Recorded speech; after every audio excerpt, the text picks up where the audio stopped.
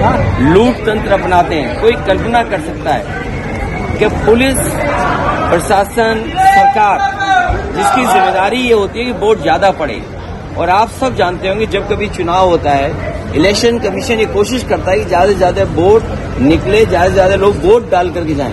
पहली बार आपने देखा होगा कोई चैनल ऐसा नहीं है जिसने अपने कैमरे के माध्यम से ये ना देखा हो कि पुलिस प्रशासन और अधिकारी सब लगे हुए थे कि वोट ना निकल पाए। नमस्कार, लाइव प्रतापगढ़ में आपका स्वागत है। मैं दुर्गेश। दोस्तों, उत्तर प्रदेश में 9 सीटों पर उपचुनाव में संपन्न हुआ है। 20 तारीख को मतदान हुआ, लेकिन मतदान के बाद से ही लगातार विवाद शुरू हो चुके हैं।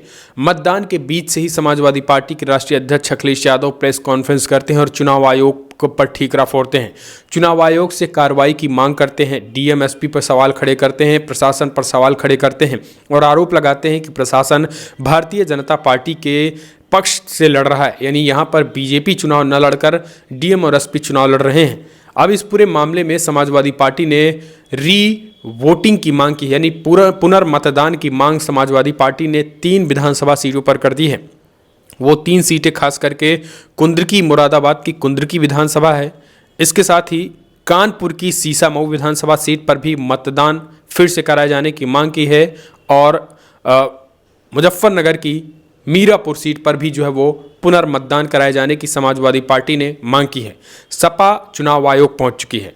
रामगोपाल यादव ने सीधे तौर पर मतदान की मांग की और कहा है कि जिस तरीके से चुनाव में धांधली हुई है, पूरी तरीके से उन्होंने योगी सरकार पर आरोप लगाया और कहा है कि सीधे तौर पर लोकतंत्र की हत्या है।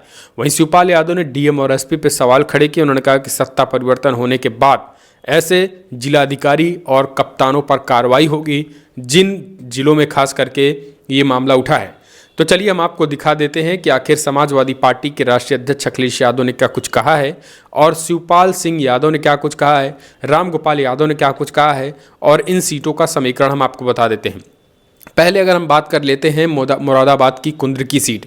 मुरादाबाद की कुंद्रकी सीट में आपने देखा होगा कि किस तरीके से वहाँ पर बड़े पैमाने पर जो है वो जगह जगह पुलिस प्रशासन पर आरोप लगा कि मुसलमानों के वोटों को रोका जा रहा है कि किसी भी तरीके से समाजवादी पार्टी के पक्ष में जो है वो मुस्लिम मतदाता जो है वो वोट ना करने पाएँ।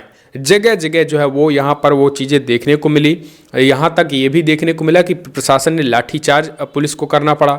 यहाँ तक ये भी देखने को मिला कि प्रशासन यानी एसएचओ साहब ने जो है वो पिस्टल भी हाथ में निकाल ली थी।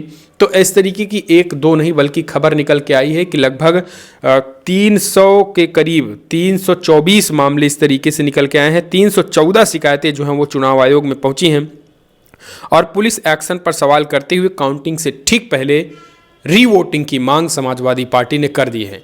चुनाव आयोग पहुंचे हैं। अब देखने की बात होती है कि क्या वाकई में चुनाव आयोग एक बार फिर से मतदान जो है वो पुनः कराते हैं या फिर जो है वो यूं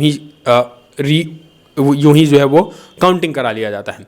लेकिन तमाम सर्वेज अब ये बता रहे हैं कि यहाँ पर बीजेपी जो है वो बाजी मारती हुई दिखाई दे रही है। तो समाजवादी पार्टी का कहना है कि धर्म के आधार पर जीत जो है वो समाजवादी पार्टी की है।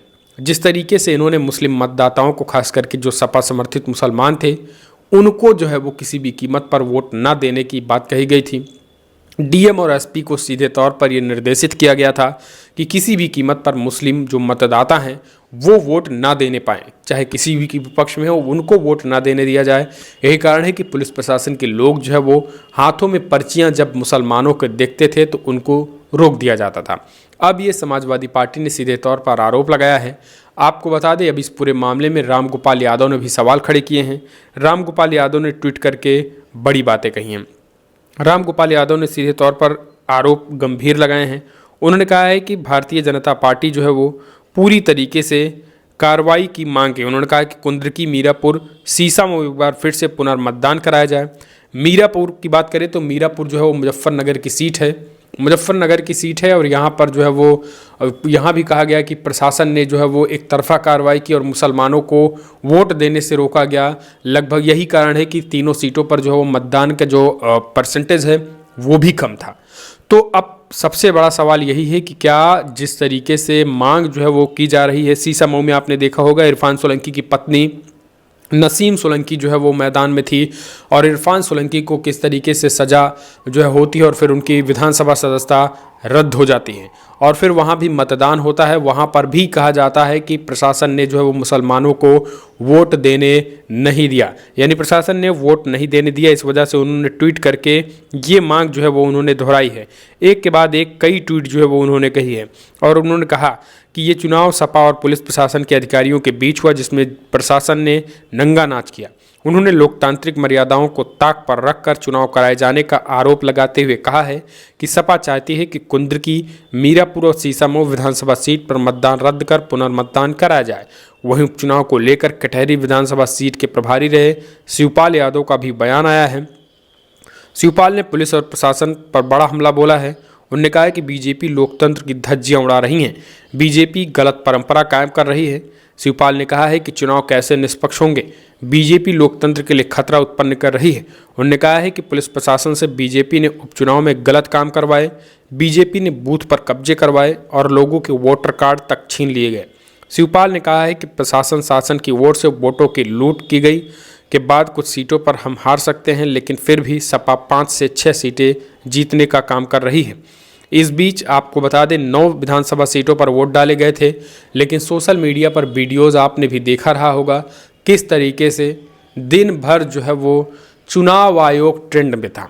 चुनाव आयोग ट्रेंड अपनी अच्छाइयों के लिए नहीं, बल्कि कहा गया, सपा की तरफ से आरोप लगाया कि चुनाव आयोग इस वजह से ट्रेंड कर रहा था क्योंकि लगातार सोशल मीडिया पे इस तरीके के वीडियोज़ वायरल हो रहे थे जिसमें प्रशासन जो है वो एक तरफा कार्रवाई करता हुआ दिख रहा था। इस पूरे मामले में अखिलेश यादव ने आरोप लगाया कि डीएम और एसपी को ये सीधा आदेश था कि अगर प्रशासन जिस जिले में जिस विधानसभा उपचुनाव में अगर हारती है तो वहाँ के डीएम और एसपी पे कार्रवाई होगी और उनको जो है वो मुख्यालय से अटैच कर दिया जाएगा। तो इस तरीके की खबरें निकल के मीडिया पे भी बातचीत करते हुए अखिलेश यादव ने गंभीर आरोप लगाए हैं। अखिलेश यादव ने जो कुछ कहा है जरा एक बार आप भी सुनिए।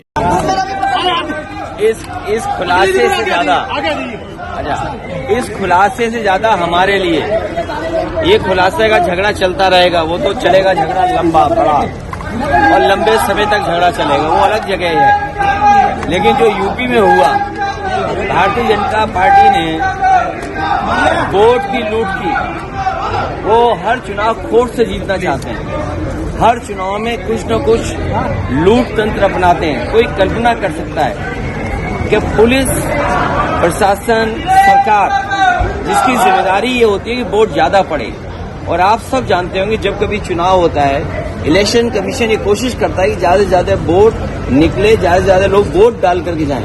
पहली बार आपने देखा होगा कोई चैनल ऐसा नहीं है जिसने अपने कैमरे के माध्यम से ये ना देखा हो कि पुलिस प्रशासन और अधिकारी सब लगे हुए थे कि वोट ना निकल पाए। क्या आप सोच सकते हैं कि मुसलमान अगर आप हैं, आप वोट डालने नहीं जा सकते। आप समाजवादी पार्टी के पिछड़े हैं तो वोट डालने नहीं जा सकते। समाजवादी पार्टी के आप दलित हैं तो वोट डालने नहीं जा सकते। आदिवासी अगर आप हैं तो वोट डालने नहीं जा सकते। महिलाएं हैं अगर आप, तो आप वोट डालने नहीं जा सकते। ये नए तरह का जो लोकतंत्र है, ये सबसे बड़ा खतरा पैदा हुआ है बीजेपी की सरकार में। देखिए, भगवान से मेरा संपर्क तो है नहीं, मेरा भगवान से संपर्क नहीं है, और आपका भगवान से संपर्क है। तो भगवान से आप जब पूछेंगे तो आप पाएंगे कि सबसे ज्यादा अधर्मी अगर कोई है तो भारतीय जनता पार्टी के लोग हैं। वो धर्म के रास्ते पे नहीं चलते हैं। धर्म का रास्ता क्या है? न्याय का रास्ता है, दूसरे को खुशी देने का रास्ता है, दूसरे का सम्मान करने का रास्ता है, दूसरे के अधिकार बराबर के हों, ये है रास्ता धर्म का। और भारतीय जनता पार्टी का रास्ता क्या है? अधर्म का रास्ता है। और जो कोई भी अधर्म का रास्ता अपनाया है, हमारे पुराण, हमारे रामायण, हमारी महाभारत या जितने भी हमारी कहानियां, किस्से और तमाम हमारी परंपराएं, उसमें है कि अधर्मी हारा है। समय लगता है हारने में, जब भी जनता को मौका मिलेगा ऐसे अधर्मी लोग हारेंगे। अध्यक्ष जी,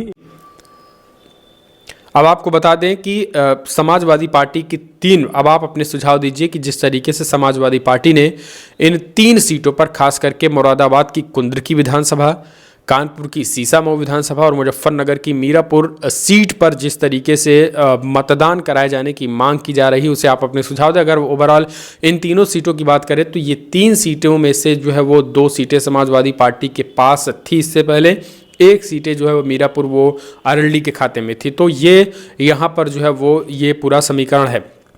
अब आप क्या लग रहा है कि जो 9 विधानसभा सीटें पर मतदान हुआ है, इस मतदान में आखिर समाजवादी पार्टी को कितनी सीटें मिलती हुई दिखाई दे रही हैं? अगर हम 9 सीटों की बात करें तो यहाँ पर प्रयागराज की फूलपुर सीट है, मिर्ज़ापुर की मंझवा सीट है, अम्बेडकर नगर की कटहरी सीट है, के साथ ही करहल देखा होगा आपने करहल सीट है, और इसके साथ ही गाजियाबाद की एक सीट है, और कानपुर की सीसामऊ, मुजफ्फरनगर की मीरापुर सीट और मुरादाबाद की कुंद्रगी विधानसभा सीट। तो ये तमाम सीट हैं जहां पर जो है वो उपचुनाव हुए हैं। 9 सीटों में जो है वो अभी तक अगर वर्तमान की बात करें हम हालात की, तो यहाँ पर समाजवादी पार्टी के पास सबसे ज़्यादा 5 सीटें हैं, 1 सीटें आरएलडी के पास थी, तो वहीं 3 सीटें जो है वो बीजेपी के पास थी। तो ये पूरा समीकरण है। फिलहाल अब आप अपने सुझाव देना ना भूलें कि अब इस बार क्या होगा, या फिर जो समाजवादी पार्टी री वोटिंग की मांग कर रही है, क्या ये री वोटिंग होना चाहिए? कमेंट्स के माध्यम से अपने सुझाव देना ना भूलें। इस वीडियो में इतना ही।